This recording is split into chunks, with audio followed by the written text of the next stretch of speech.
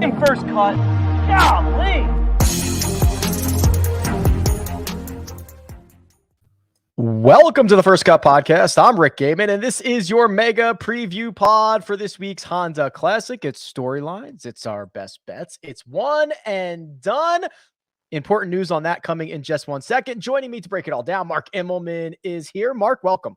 How's it? Good to be here. Florida swing, it's a ride. We talked about this just the other day, and here we are. Isn't it crazy? Yeah, sort of looking forward to the week, to be honest with you. Absolutely. Kyle Porter is here. KP, welcome. Last night, Rick, I went to a. Can you guess where I went last night with my friends? Applebee's. Can I narrow it down a little bit? I can guess any place in the whole world. Yeah, it was a I didn't exert physical activity, so it wasn't but it was like an entertainment thing. You went to a movie theater. No, close. I went to a barcade. Have you ever been to a barcade? So this is what yes. So this is where there are arcades and pinball, I imagine, and you can drink and you float around and you play all the things from your childhood. Is that accurate? Very much so. I felt like I was in high school. We played NBA Jam until for me, being out until 10:30 is pretty late. So we were out until 10:45, and I was What's your go-to NBA Jam team? Because was it the version where Jordan's not on the Bulls? Right. It's Scottie Pippen and Horace Grant. Right. And, which is okay, cool. And so me and my friend Josh, we went with so there were three teams. Larry Johnson and Kendall Gill are on the Hornets. Grandmama. Love it. Our favorite team, we won a lot with Scott Skiles and Shaq on the Magic. So that's pretty good.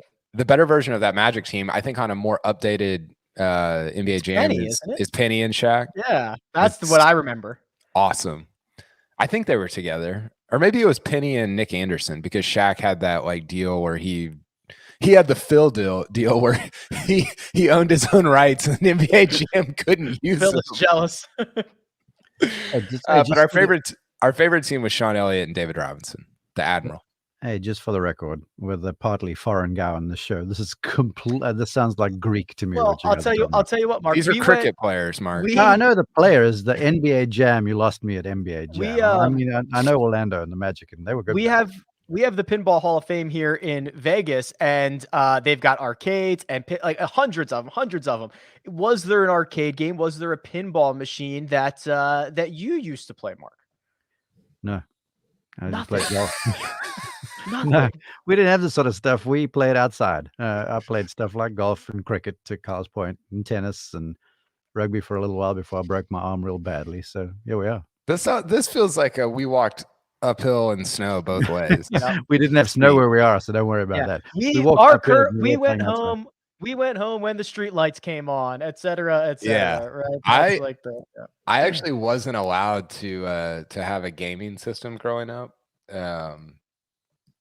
Part of my homeschool education, perhaps. But is that why did you just read a lot? I read a lot, but the problem was, I was telling my friends last night, whenever I would go to a friend's house who had a Nintendo 64 or whatever, that's all I would do, and they'd be like, "Dude, we do this all the time." I'm like, I literally never get to do this. I have access to it in this one house. I want to play NFL Blitz until 4 a.m. What are you guys doing?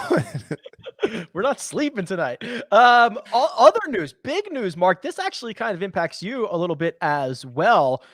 The fans, the listeners, they're now in our one and done. I know, it's pretty cool, isn't it? When I was scrolling through the rundown, yes, I scrolled through the rundown before we came on the show. I even made some notes for today. This must be real. Wow. Yeah, I saw they were down there just a few $100s behind Kyle. So it's going to make stuff exciting. Yeah. Awesome. Big shout out to Elijah. He's doing all the hard work for this. So thank you very much. Yeah, the fan vote is in. So every week, we basically narrow it down to 10 guys for you. The fans vote. That's your pick for the one and done. And we've started all of you off with $1 million. So yes, you are within striking distance of Kyle Porter. I have a question. So obviously it's a popularity thing. The most votes gets is who their pick becomes, right? So can a person vote more than one time? Is Mark, it one of do those? not open this up to like the Russian bot farms or anything like that. Don't encourage these people to do that. I think it's one per email, but I guess if you had a million emails, you could really rig the votes on the first cut one and done, which if you win gets you nothing. Nothing. Especially with coach in charge as the commissioner. Yeah, nothing. I would love to get into the Honda Classic, but KP, this is also a very important day. It is Tuesday, 22/02/2022. Congratulations. Yeah, producer Jacob tagged me in a tweet earlier this week that said it's National Palindrome Week. I don't know. Is that what it said, producer Jacob? Pop in here. So I think you also, Jacob, have to go with the European version of doing this, right? Or the non-US version of dates. Yeah, that's beyond my knowledge, but apparently it is Palindrome Week, right? Yeah, because it's 2022 at the end. You got to go day, month, year instead of month, day, year like we do. Oh, no. Yes, no. Internationally, you go day, month, year. Over here, you go month, day, year, or year, month, day. But for palindrome, you would still go month, day, year because it's 2/23, so 2/23/22. No, it's 22nd today, Kyle. It's 22nd. First of all, that's twos, Kyle. How'd you get a 3 in there? Well, no, but I'm saying for like tomorrow and then 2/24/22, right, Jacob? Yeah, that's so month, day, year. See, this is fraudulent. This is them what?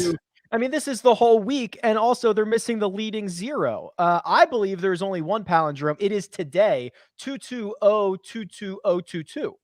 Yeah, I'm with you. Thank you. 2/20/2022. Yeah, I put it in there. Look in our private chat. I put it in there. Isn't that one? That's it. 2/20/222.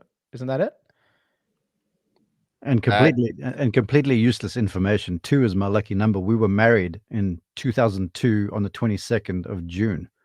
So 2 is a good day. So hopefully this is a good day for me. This looks like Rory's golf balls. Isn't he a 20? Doesn't he, right? He's 22 on there. Yeah. 2 is a number of power and clarity of thought. Asked him about it. Oh, that's interesting. That's a very Rory thing to do with his golf ball. I'll make the segue here. Rory lives in Florida. This tournament is in Florida. It is called the Honda Classic. And Mark, it is the first leg of our infamous Florida swing. 4 straight weeks after playing mostly on the West Coast and all that fun stuff. But here we are, Florida time. Yeah, for me, I love the Florida swing, obviously, for the fact that I live in the Eastern time zone, so it's a lot easier to travel than the West Coast.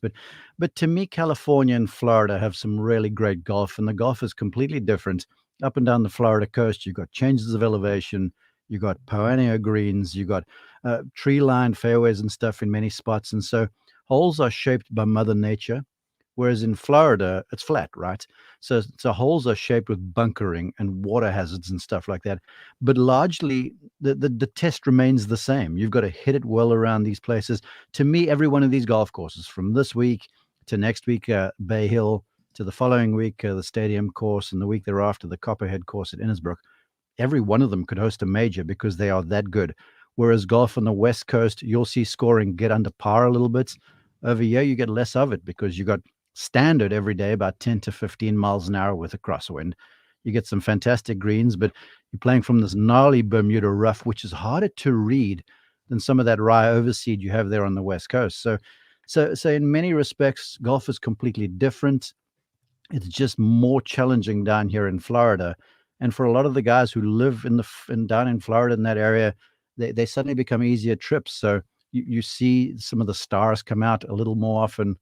And so it's just a fun time of it. And I was glad when I saw the tour with a new calendar. When was it? A season ago, whenever, put this Florida swing kind of back together, because there was a stage where we went in, we went out, we came back in. Right. And so it was backing and forthing some. And I like it when this traveling road show that is the PGA Tour, that was in the heyday of it all, maybe, where you travel to a place and you play, and then you travel to Texas and you play there a while, and you kind of moved around the countryside.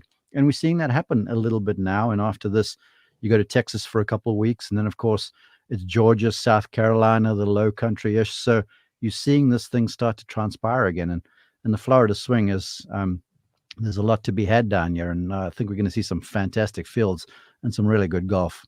Yeah, that's kind of the way it was meant to be, is when traveling wasn't so easy, is you go hit up 4 or 5 spots in the same region, and then you move along. And KP, yeah, it's a different style of golf, and it also injects a lot of the European guys will come over and kind of start their stateside schedule over here, because we're going to be at the Players soon, we're going to be at the Masters soon, and this is a logical place for a lot of those guys to come over and tee it up. And then with the fact of many golfers living in Florida, it's just kind of like the natural PGA Tour kind of capital.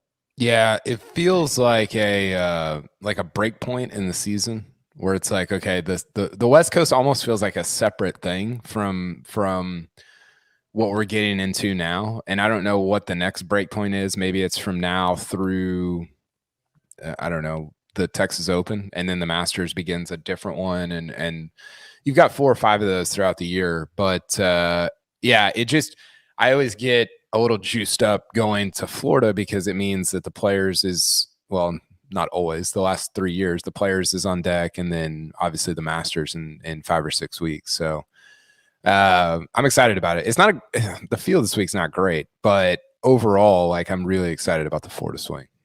Yeah, Sung Jae Im is the favorite this week. Brooks Koepka, Daniel Berger, Louis Oosthuizen, Tommy Fleetwood, some of the notables. We'll obviously talk more about those guys in just one second. But Mark, PGA National, outside of major championships, man, this is one of them. You go shoot 2 under par every day instead of making the cut, you might be hoisting a trophy. It can really bite back, can it?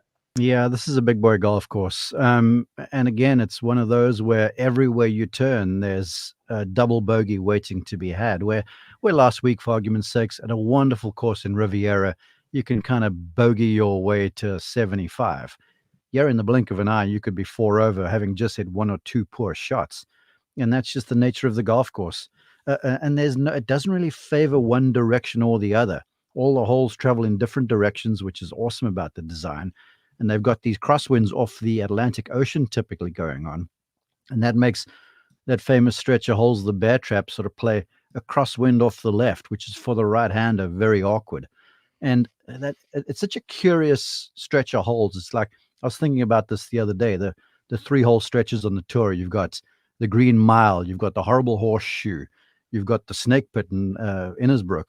Of course, you've got the Gauntlet at the Players, and then, of course, Amen Corners, the granddaddy. And the Undertow, which is what they added to the North Course at Torrey Pines in the last couple of years. Oh, I wasn't familiar. Well, you've just filled me in. I can add that to my list. So you got this 3-hole stretch. And the first time I went down to PGA National many, many moons ago, it's the kind of holes that you go and see, and you go and have a picture next to the big statue of the bear where Jack Nicklaus's inscription is described down there. And you look at these targets, and they are minute, and all you see is water. And they're the most mentally and emotionally challenging stretch of holes I've seen, and they're not long. And that's sort of what this golf course represents. It's not going to blow you back with length like a Torrey Pines or whatever. It's intimate. It turns. There's winds everywhere. Rough is demanding. And then, of course, you got water everywhere you look. And so it's going to get inside of your head very, very fast around you. And your rounds can get off the track quickly if you're a little off. Do you think PGA National is harder than Riviera? Yeah, without a doubt. Without a doubt. PGA National, you have a bigger chance of having a disaster. Yes, that's the difference. Where at Riviera, yeah, if you get the ball up and down the green coming down to you down hills, you might make a double or whatever. But there's a number of holes. I mean, I was writing them down. There's a stretch of holes 5, 6, and 7 on the front, which are just brutes. And then you've got 10, 11, 12 as you're making the turn, which are going to just knock you over. And then 14, 15, 16, 17, that is, what's that, 6? That's 10 of the 18 holes that I looked at and going, geez, par is a good score around this place. And then the handshake holes, the par 5s are no pushover. I think the easiest one perhaps is number 3, but you're playing back into the wind and it's so straight, it almost feels uncomfortable, so that's reachable. So there's no real gift. And you could say the same thing for Riviera, but I would say if I was playing, I would be more inclined to think I'd make some ridiculous score at the champion course at PGA National than I would at Riviera. I think I I think I agree, at least in my head. But then I'm looking at some of the scores, and it's like they're pretty similar, which I think is interesting. Like last year, Matt Jones won PGA National 268. Homa was 272 at Riviera. So Riviera was harder last year. And like you go down the list, and they're like the winning score is very, very similar year over year. And yet in my head, I always think PGA National, maybe because of the water or whatever, as being like way more difficult than Riviera. The only time to me, sorry, Rick, just to put a bow on what Carl said, which is very appropriate. To me, the only time the Riviera sort of plays a bit easier is when they have a rainy period over there, which they typically don't. Like we saw Riviera playing firm, which highlights the slopes and stuff that they have there. It's sort of like Augusta National, where this place, you don't need a rainy season to make the golf, to sort of make the golf course easier. It just isn't. You know, whether you play it in winter or whether you play it in spring, the wind's blowing. Holes travel in the same direction. It's just the wind is different.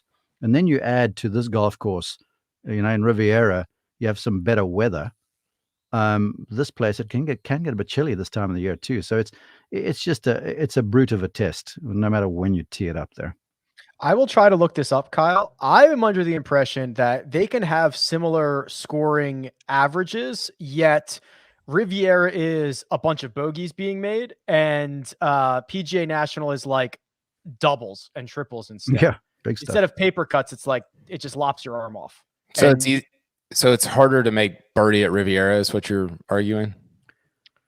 No. I couldn't quantify that, but it's easy to have the thing get off the skids quickly at this champion course. I think it's harder to make a double at Riviera than it is at PGA National.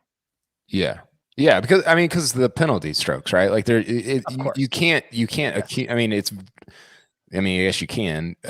I think Spieth almost did a couple times. It's very hard to accumulate penalty strokes at Riviera throughout the week, whereas it's very easy to do so at PGA National. I would be interested to know like what I don't know if you have it in front of you, but just overall scoring average over the last 10 years.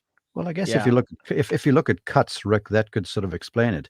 And while you're doing that, I if I ever had to design a golf course, it would be a place where everybody could play and it would challenge everybody.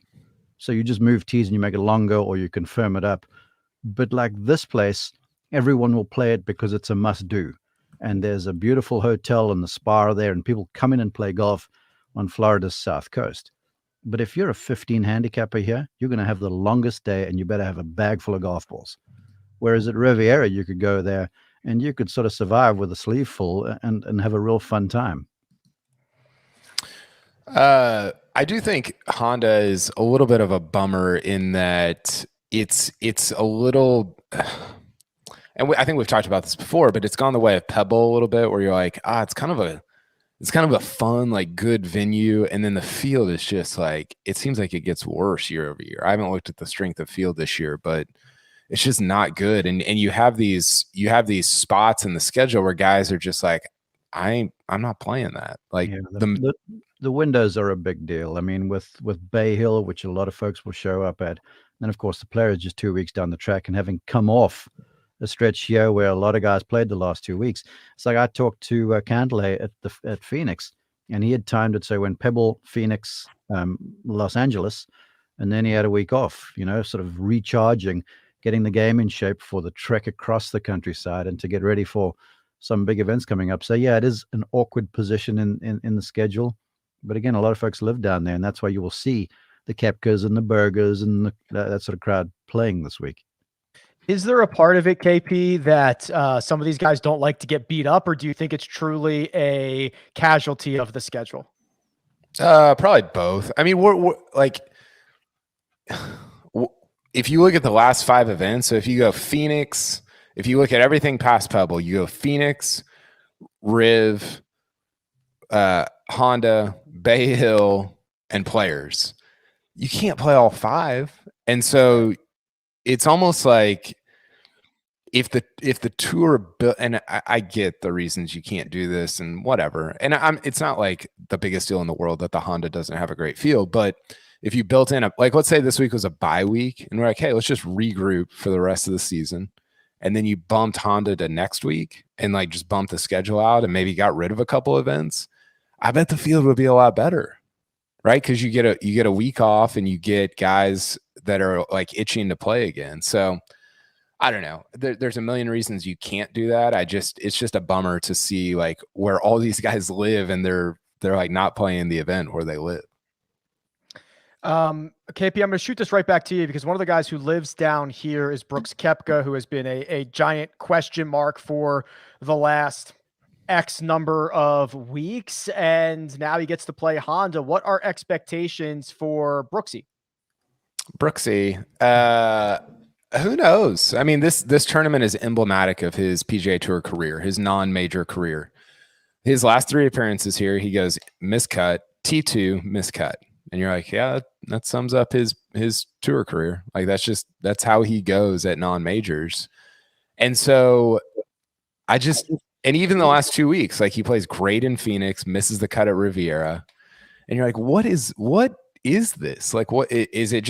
Is it a lack of, like, can you just not focus in non-major weeks? Like, is it just a lack of ability to, like, he just can't get himself revved up for anything that doesn't have, doesn't go on his Wikipedia page?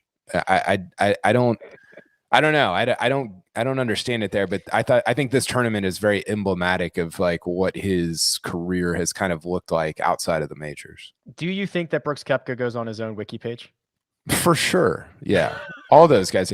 I think we think sometimes like, oh, these guys they're insulated from all that stuff. And the reason we think that is because they don't respond necessarily on, like, they're not on Twitter as much, or maybe they don't respond on like in the YouTube comments where everybody is right now.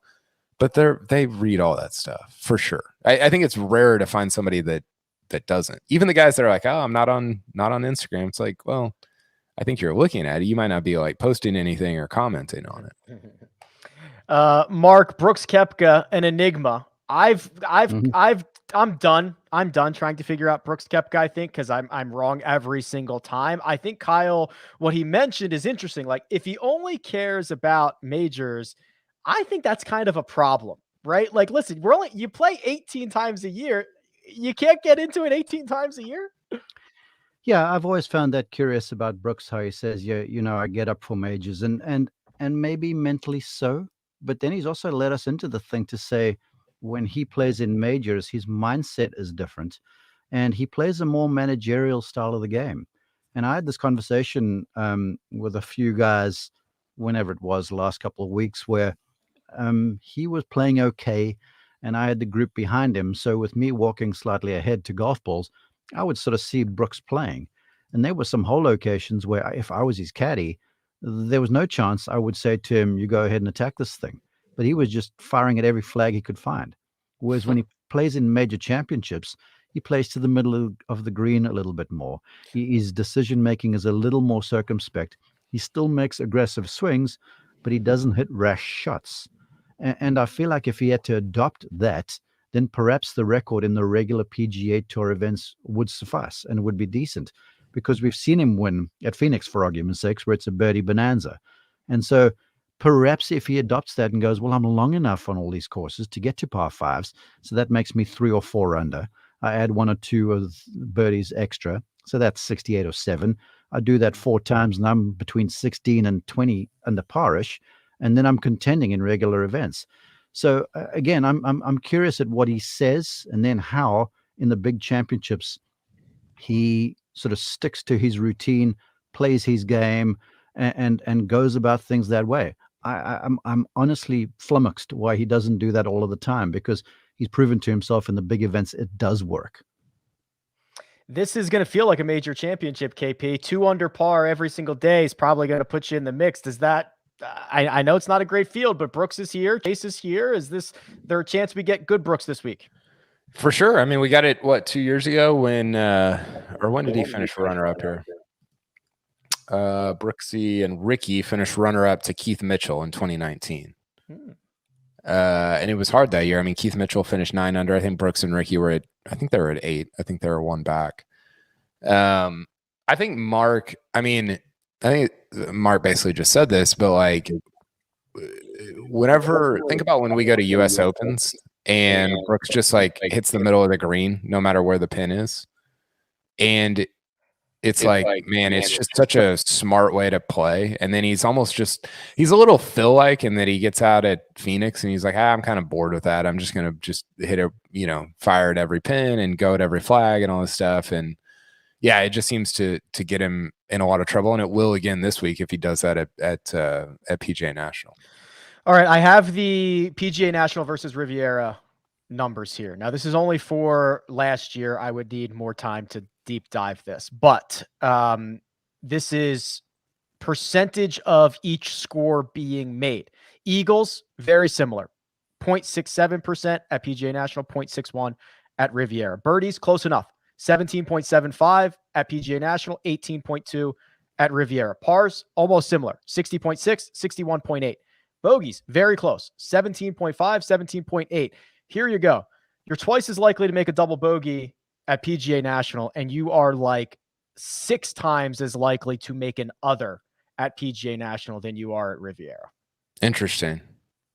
Now, that's only 1 year's worth of data, but that's kind of the way it's shaken out. I've texted a couple guys who work for the tour on ShotLink, Morgan Johnson and Louis Rivera, and as soon as I get some feedback from them, because they've got all those numbers, I'll let you guys know too. But I would expect that it probably sort of falls into line with the numbers you just shared, Rick. I do wonder how much that changes if like you change is it just a function of par of the course? Like if you made Honda a par, like is there one hole where it's like everybody doubles it, and if you made it a par 5 instead of a par 4, because like if you look at the winning scores, it's like, oh, they're like just total strokes, like they're very similar for sure over the last 10 years. So there are definitely flaws in it. Yeah, true. But then, 2 of the holes at this place are par 3s, and you can't make them par 2s or par 4s because they're both 170 odd yards. And they are you all make them par 4s. Pars, you can make par whatever you want. That's my whole point in all of this. Well, it's crazy because then on 15, you wouldn't find guys really firing at flags, and they'd play for the left bunker a little bit more and put 3 on the scorecard, which maybe the psyche of it all will change. But the real hard, the demanding holes, you couldn't make number 5 a par 5. Well, you could if you're Kyle Porter. You couldn't make it a par 5 because it's like 460 yards, water all the way. Oh no! Once he started talking about par, the golf gods got him. I'll put a bow on it with this. We'll see if we can get Mark back here. Mark hates my non-traditional ideas. Like anything that's outside the the lane that he's in, he just is like just fired up about it, which is great. PGA National had the 4th highest double bogey rate last year, the 3rd highest other rate last year. Wingsfoot, Kiowa, Muirfield Village were the double bogey courses. So it's tough. There's big numbers out there. Does that change the way you think about who to pick this week? Yes and no, because in theory, it would be like, okay, well, I want guys who can avoid big numbers, but what do guys that avoid big numbers have in common? Are they inaccurate off the tee? Are they inaccurate on their second shots? Are they just volatile in nature? So I think it's important, but the bridge to said golfers, I think, is harder to build. It is, because like sometimes the difference between a big number and a great, and we see this at majors, right? And a great shot is like, oh, well, your end result might be a huge, like Brooks, for example. If you're firing at pins, well, if you're on, you're going to win. And if you're not, you might be the one making the big numbers. Right. So it's kind of hard to actually. Greg brought it up yesterday on the DFS show. He was actually kind of looking at guys that their strokes gained approach numbers aren't necessarily great, but their greens in regulation number is. And he was trying to make the case that is a more conservative mindset to just hit the middle of the green or do something like that, while that might be more valuable here. That was the case that Greg was making. Well, and there could be, I think, a strokes gain, or it would be strokes lost, penalty strokes, right? Yeah. And it would be really interesting to mine into that and see okay, who takes a lot of chances. This would be a ton of work to get into it, but so many shots to go. I would need a new computer to try to run all these for sure. But who takes a ton of chances and who benefits from, I don't know. There's just a lot of interesting there's so much data that, and I know this, we get geeked up about this, but like there's so much data that you could figure out stuff like this, but then it changes every week because it's like, well, it's a new course. Is this guy thinking about breaking up with his girlfriend? Like there's just there's a million variables, which makes all of this, obviously super interesting to talk about. And I think on that note, we're going to try to figure it out. We're going to try to do the best bets. We'll do our expert picks and, of course, the one and done selections. But first, we're going to take a quick break and hear a word from our partners. And we're back. Jacob, I can skip Mark's nationality pick of the week if we're still trying to get access to him. I can save it. Mark is still trying to get logged back on. So if we want to couch that for a minute. All right, I'll put a pin in that. We'll go to our best bet. So this is where we scour Caesar Sportsbook. We look for the best possible wager that we can find. And that wasn't it. That is it. There we go. That is the right slide if you are watching on YouTube. So I called the coach. The coach went with Cam Young, top 20, plus 200. And KP, I'll tell you what, there was a time I was sitting here on Sunday morning or Saturday night last week, and I was thinking, if Joaquin Niemann isn't just going nuclear, wire to wire, course record, we would have been talking about Cam Young having a 3-shot lead on Colin Morikawa, Victor Hovland, Justin Thomas. Like it would have been, that kind of flew under the radar, I think, for a lot of people. It did. I do wonder how much it would have affected. Like it's a very different thing to be chasing down Joaquin Niemann with a bunch of other people, and as opposed to like Morikawa, JT, and Hovland breathing down your neck all weekend. Yeah, you're either the gazelle or you're the lion, and those are two different, very different situations. And he ended up getting caught, right, by Morikawa anyway. Yeah, they both tied for a second. But regardless, he is he's interesting because it's not. I think sometimes guys pop up and people are like, "Oh, who's that?" And you're like, I don't know. He's like, I feel this about somebody like Kramer Hickok a little bit. You're like, yeah, he's fine. Like he's good. He's been around for a while, right? But he's not like 23 and hits it, 340. I think with guys like that, you're like, oh, okay, what could this be? And I think that's the question with Cameron Young is like, he has enough inexperience that you're like, oh, what could this be? Could this be something? His number, I don't know. I haven't looked at his numbers in depth, but I think his numbers are pretty good, even like Korn Ferry stuff. So I'm intrigued by him. Yeah, he had those back-to-back wins, and I think there's just a lot of ceiling there. Whether he can tap into that or raise the floor are the questions that need to be answered. And he's currently on his way to secure his card for next year. I think he's like top 20 in the FedEx Cup standings at this point in the year. So Cam Young, top 20 plus 200 for the coach. I'm going with Aaron Rye in a 3-ball over Lucas Glover and KH Lee. I'll get plus 210 on that. And Kyle, I just like the way this guy plays. He's a really good ball striker. We could divide into the minutia of wind players in Florida. But generally speaking, if you're a strong ball striker, I think you've got a leg up. And I think that Rye has proven that over his kind of short PGA Tour run here. Do you like that he was the last guy on the range at Riviera on Sunday? Yes. Did you see that? Yeah, I do. That picture? Did you see there was another picture that I saw, and I think it came from the Korn Ferry. I think it was Fabian Gomez. Did you see this? No. There was a tweet that Fabian Gomez played his rounds in a Korn Ferry Tour event and then was on the range for the next 10 hours. 10. That sounds masochistic. Yeah. At what point does it become detrimental? That sounds like Hao Tong Lee at the PGA. You know what I was thinking about? Yes. We know how that went. You know what I was thinking about? So I keep doing the countdown. We're like, 45, 46 days away from the Masters. I want to do something every day until the Masters. I don't know what that thing is, whether it's drink a gallon of water, do push-ups, do 104-foot putt, like something to improve myself and use the Masters as like the deadline. Anything come top of mind for you? Well, I've been doing I'm starting to do like my Masters like nugget fact of the day on Twitter. Oh, but it's not really what you're talking about. No, but I like it. You could like give up, this kind of fits with like the Lent holiday. You could give up like sweets or give up beer or something. I could probably do alcohol. I could probably do that. Are we making this pact right now? How did we end? How did we go from Aaron Rye to giving up alcohol for Lent? NBA Jam to Aaron Rye to alcohol for Lent. Okay, well, I'll throw it out to the chat. I'll throw it out to the Twitterverse. If you've got a good idea, I want to use the Masters as an end point. So whatever your daily routines are. I'll do it with you. Okay, whatever it is. I love that. Okay, cool. We're gonna get the weirdest thing. Yeah, I don't. we'll have to decide. Yes. Mark, who I guess is not here, so I'll read his. Is going with Denny McCarthy over Lee Westwood and Taylor Moore. That's plus 180. McCarthy's been on a great run. KP, if you go back to the end of last season, because if you look at like 20 or 24 rounds, you'll see McCarthy's name a lot, and he had a good finish here last year as well. So maybe it's Bermuda time for old Denny.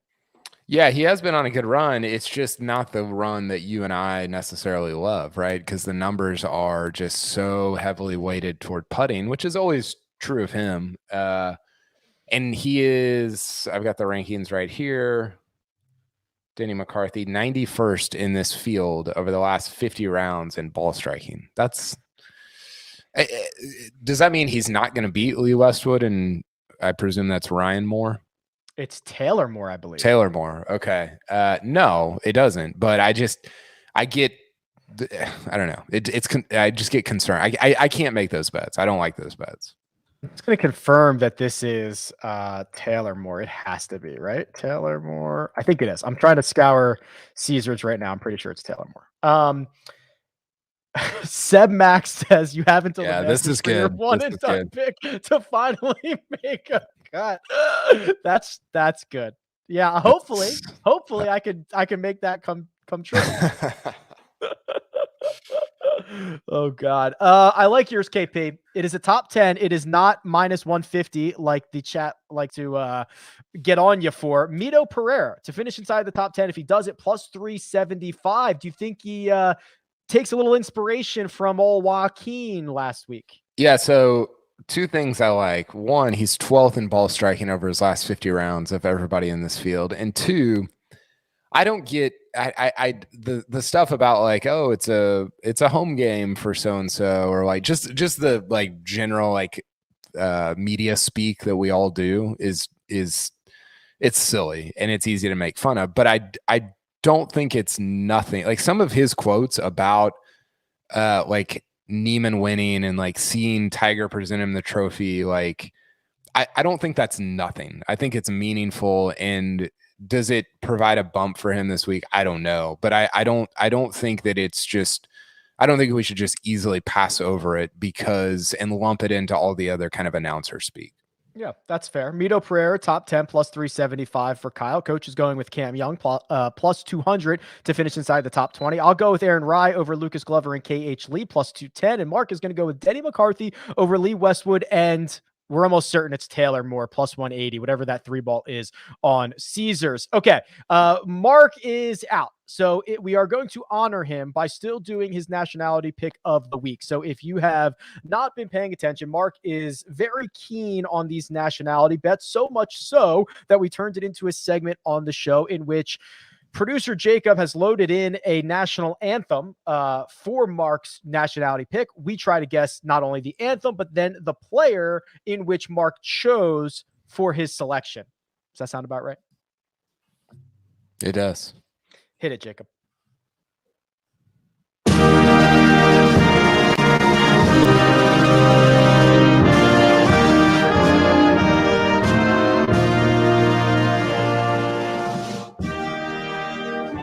I think I know.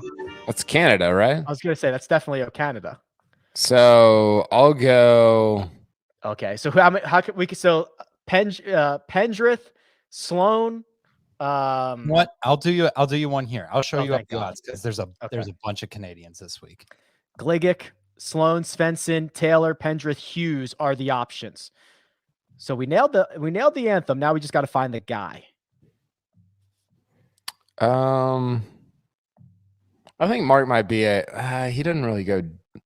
No, he doesn't. I know what you were going to say. Mark always picks the top guy, but then he picked Paul Barjan the other week, and it really kind of threw me off because I would have almost certainly said it's Mackenzie Hughes, but now I'm more confused. I think I'm going Nick Taylor. I'll go wrong. I forgot we had that. That sounded like he just jumped in. All right, I'll try one, Jacob. I'll go Adam Svensson.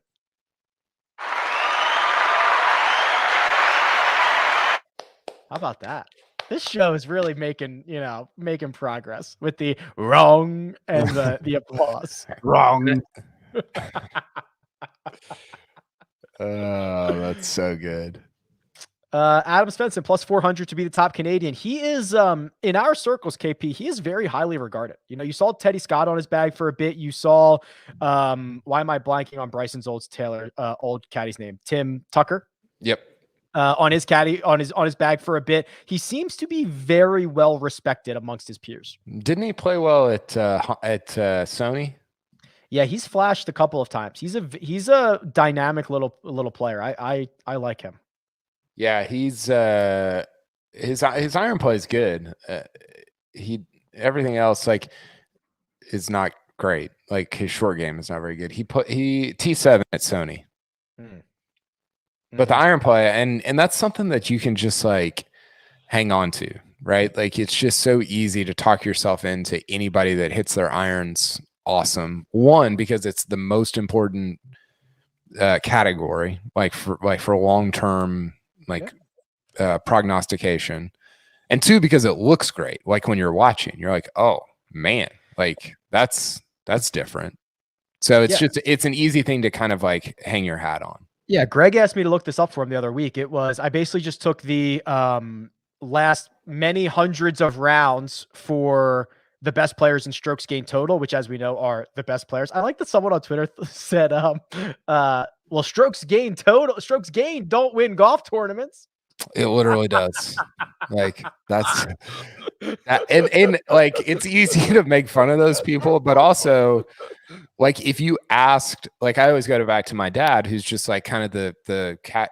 He's not a casual golf fan, but he's who I think of when I think of just a normal golf fan, because he's into it. He watches a lot, and I don't know that he would be able to explain that. And that's it's not a problem. When I think about world problems, but it's something in golf that there has to be a way to and maybe it's just generational, but there has to be a way to bridge that gap and figure out how to have everybody talk about strokes gained in a way that makes a lot of sense. For sure. So I pulled up just the top, 25 guys in many hundreds of rounds of strokes gained total, and 21 of the 25, gain more in ball striking or gain over half of their strokes in the ball striking cat. There's only 4 guys that get it done with the short game stuff. It's just it's bonkers what these guys. If you're a good ball striker, you're basically a good golfer.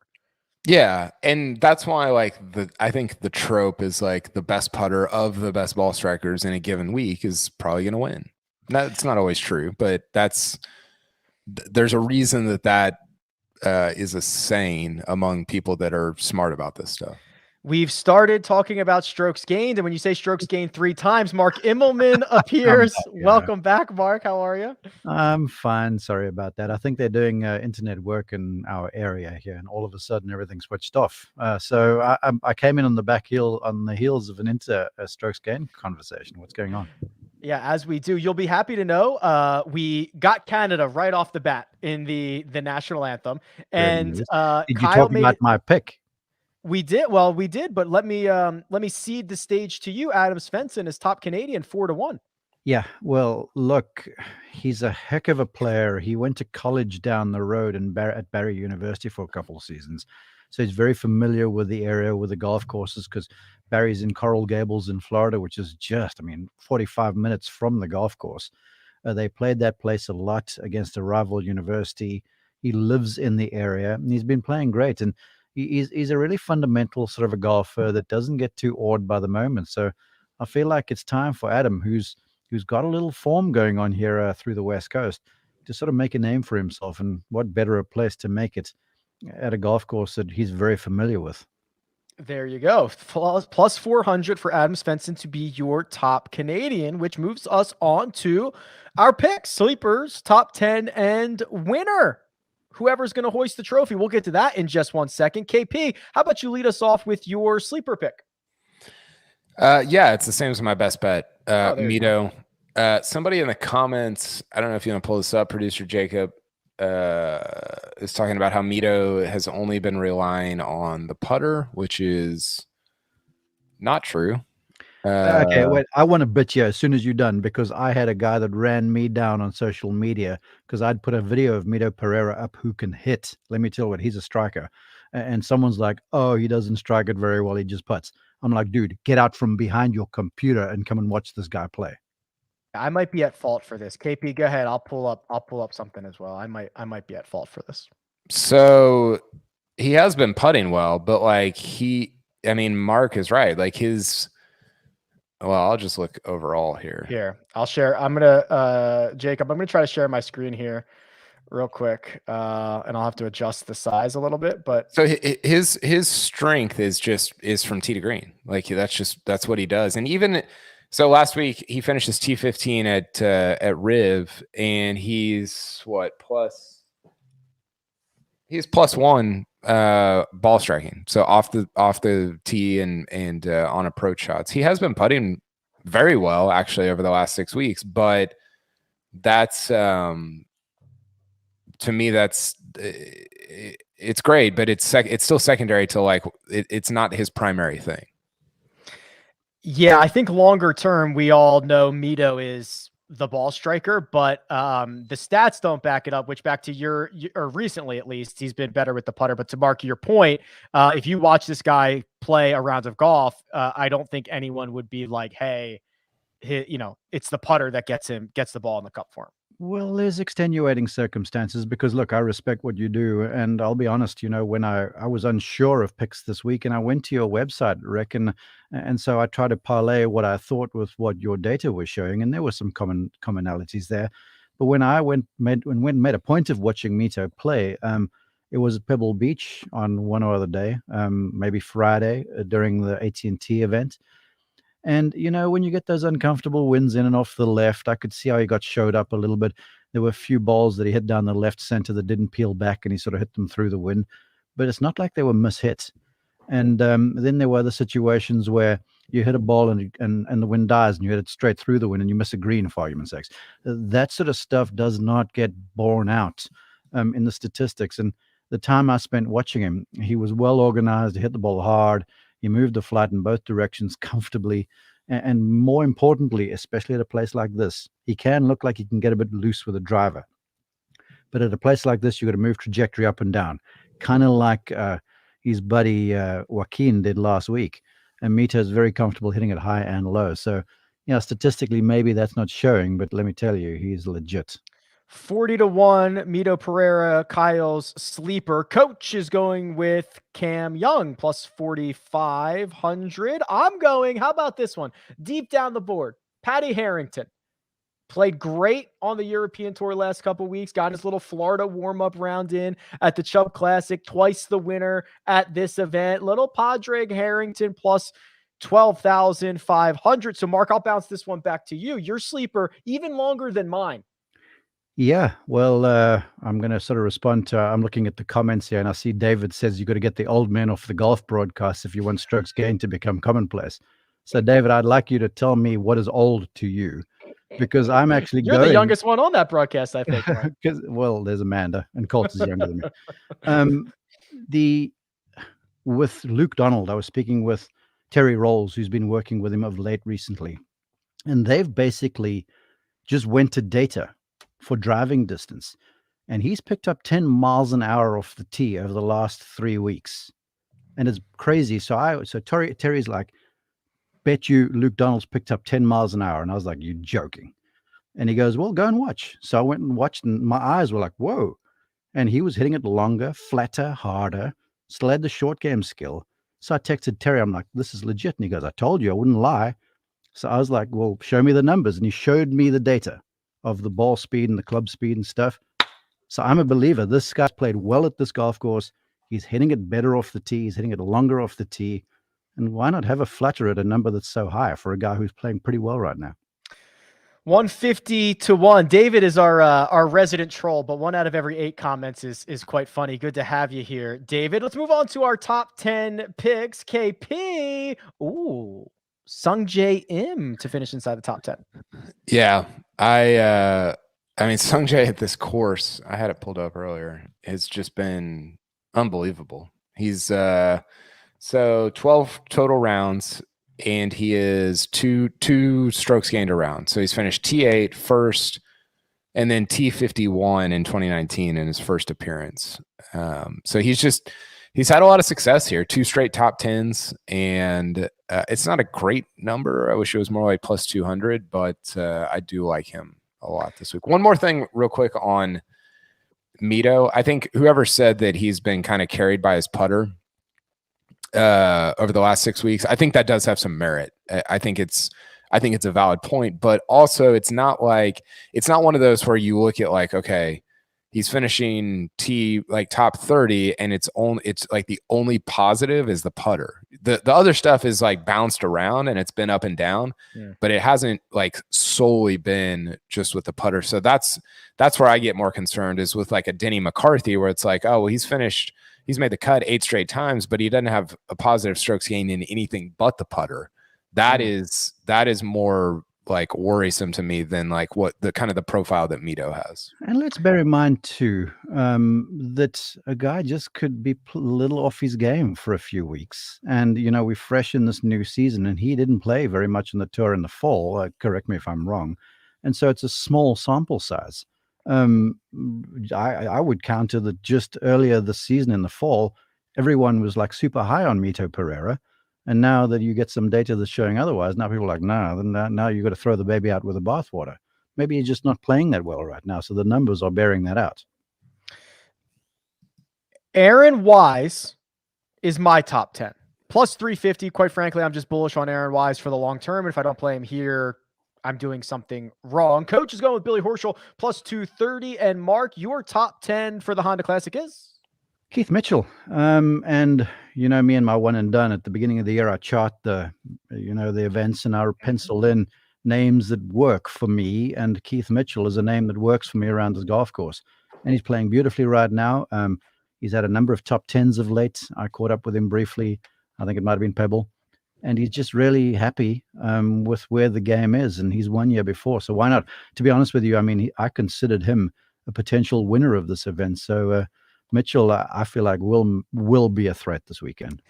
3-1 for Keith Mitchell to finish inside the top 10. Now we move on to our picks to win. Speaking of Mito, Coach is going down that path, 40-1. I'm going with Billy Horschel, 22-1. I think his stats are better than they appear, and he's a top 5, shortest odds in this field. I'll take Billy Ho at 22-1. Mark, who are you taking to win this week? Well, I had on my list of guys for one and done, I had Daniel Berger, I had Sung Jae Im, I had Ricky Fowler, and you can drop it there, Jacob, if you want. And then Ricky Fowler. Yeah, I had him. And then I had Sung Jae Im. And for me, it was just a toss-up between Im and Berger. And in the end, I went with a homeboy. I know he's suffering from a little bit of a sacroiliac niggle, but he's had some time off, so maybe he's rested and ready. 16-1. Sacroiliac niggle? Yeah, say that 5 times fast. That is... Don't. You might get in trouble. Berger at 16-1. KP. Oh, I always love when you pick a guy to win who doesn't win. Doesn't win. That's always the best. Yeah, it's true. Can I change it? No, I mean, Louis, listen. Okay, so someone said to me, shout out my buddy Andy Lack I do a show with. He said it's kind of rare to get a major championship type of test with the course conditions, but a very weak field.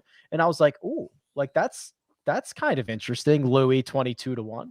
Yeah, that's a little bit my thinking. And he's just been so solid in every category for if you look at last 50 rounds on Data Golf, he's top 30 in every category, putting, around the green, of guys in this field, approach and off the tee. And yeah, my thinking is like, and he hasn't had it. He actually hasn't played. He's played this course. I've got it right here.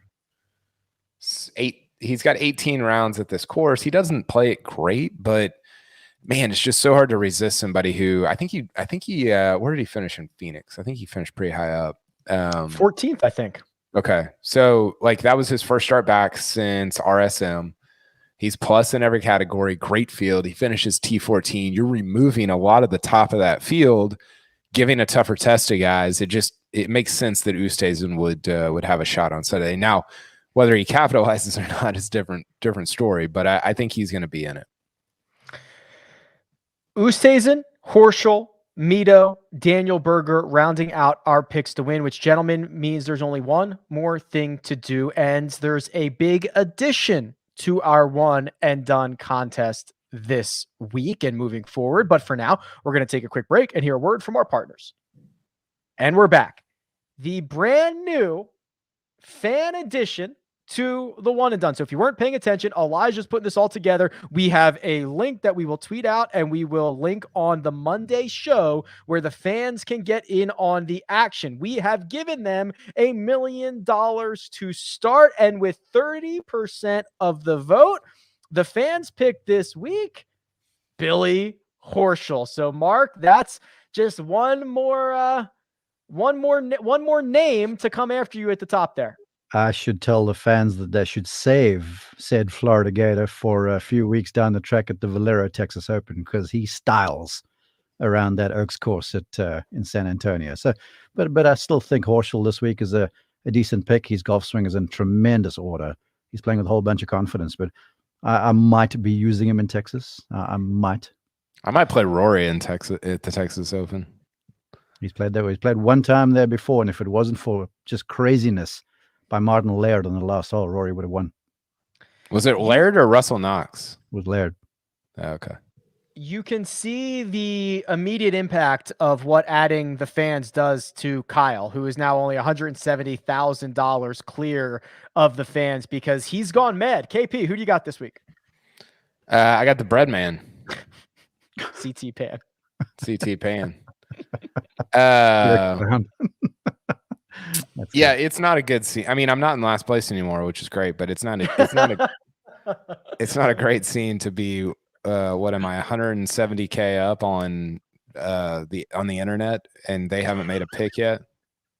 That's tough. You really lobbied for adding the fans so that someone would start down at $1 million, right?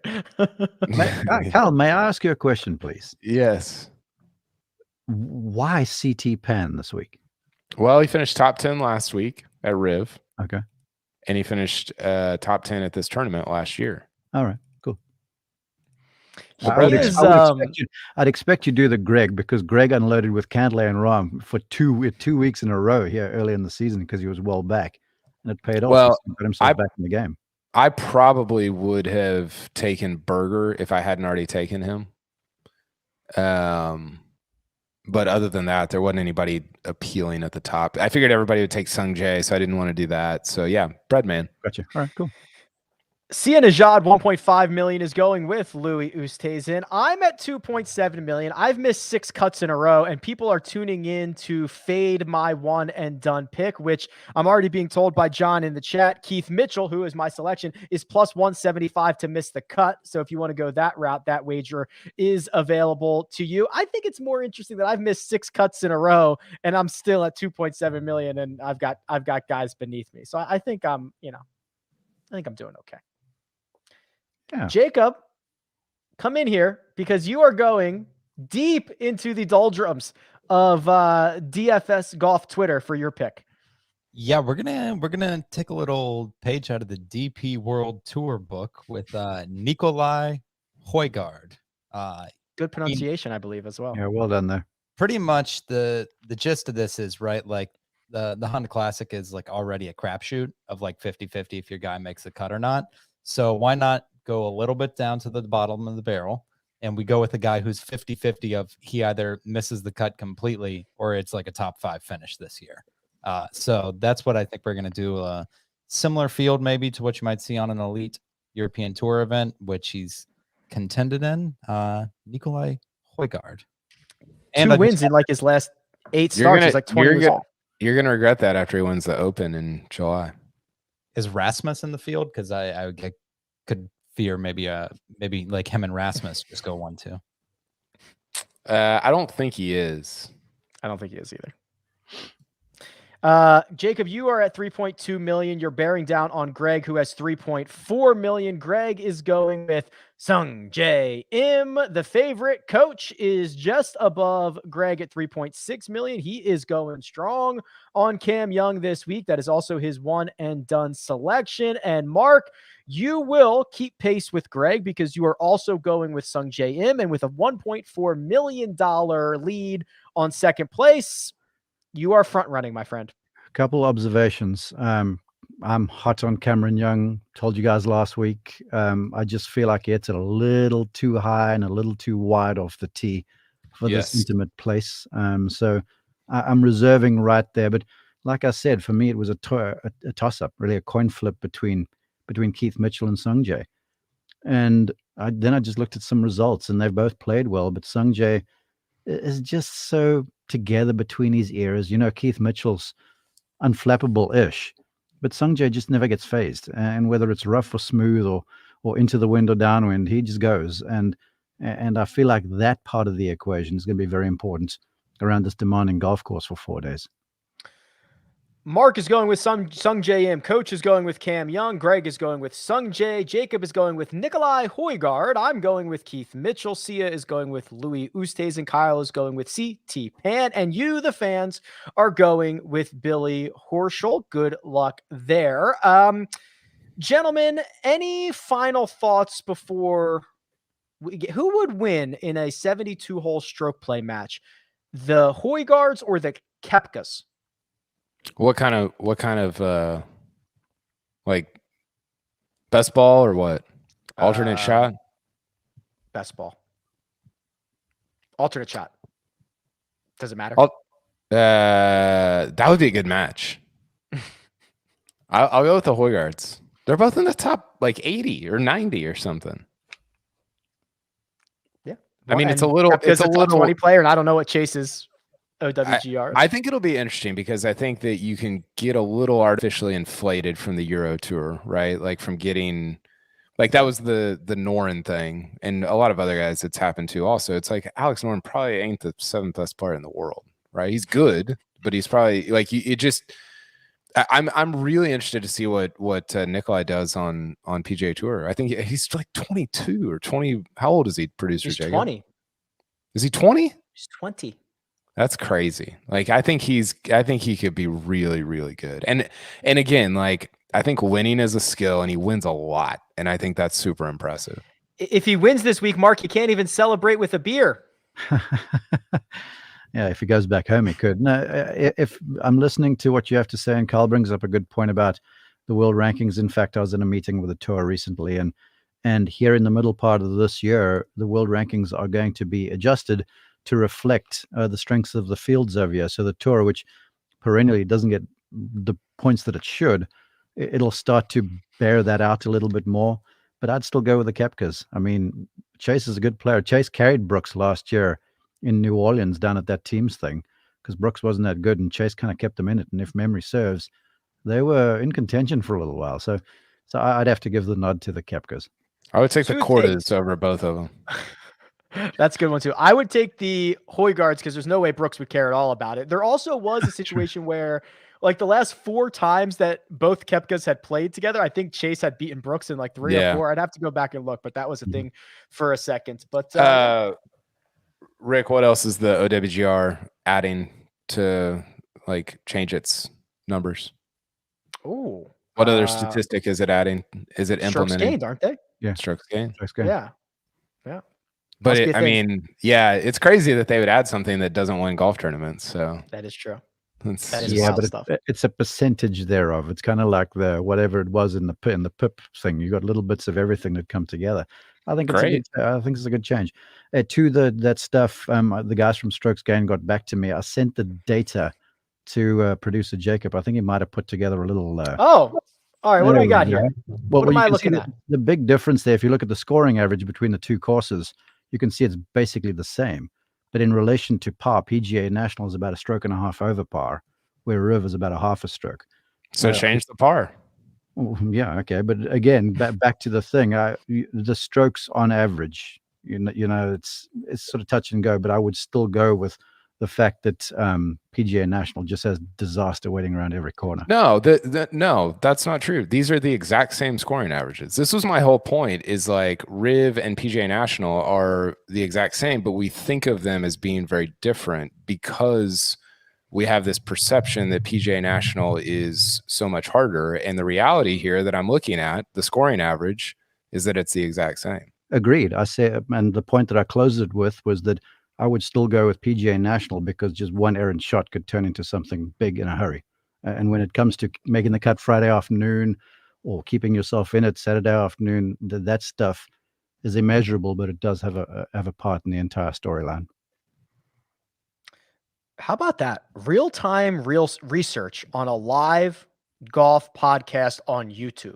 That can't be happening other places. How about how close the scoring average is? I kind of just pretty wild. Yeah. I kind of just picked Riv because that was the last one that the tour is. Riviera is also a shorter field. Okay. No. Oh no. Did we lose him again? So I'm telling you, once you start invoking scoring averages, strokes game, Mark, the whole thing goes on the fritz. So. What do you think about Jacob that, pulls the plug on him. I mean, listen, they're exactly the same. They're exactly the same. And my point is, like, change the first hole at Riv to a par 4, which is what it is. And you've got the exact, I mean, like, I feel like am I the crazy one here? Like, I don't, it's like, you can't really debate the scoring average. It's literally the number of strokes it takes you to play the 18 holes. It doesn't matter if it's a par 100 or a par 30. It is the number of strokes it takes you to play. Now what Mark is saying, I think, makes a ton of sense. That, like, if you're leading on the weekend, do you want the back 9 at Riv or the back 9 at PGA National? You probably want the back 9 at Riv, right? Now, it is like, at the end of the day, like, if you make bogey on 5 straight holes or you make 2 doubles in a bogey, it's the same deal. Like, it's the same score. It just looks a lot different. And I think, I don't know, depending on who you are, I think either one of them can get into your head quite a bit. I will tell you, they are scored differently in fantasy purposes. So that would be the only place it would really matter. How so? The bogey is what, minus a half a point or whatever, and a double inverse is like minus a full point, which is like, doesn't really. That's the only place in the world in which that matters, whether you make 5 bogeys in a row or 2 doubles in a bogey. Yeah. That's interesting. It's a fun conversation. Yeah, it is. That'll do it for the mega preview pod for this week's Honda Classic. Round by round recaps are obviously coming after each and every round. Actually, we're at the point in the year where I'm going to fire those up at like 2:00 because we're on the East Coast now. That's kind of exciting. Big thanks to Elijah. He's running the one and done. Big thanks to producer Jacob, who does all the hard work behind the scenes. Mark Immelman can be found on Twitter at Mark_Immelman. That's Kyle Porter, who you can find at Kyle Porter CBS. And you can find me at Rick Run Good. This has been The First Cut, and we'll catch you next time.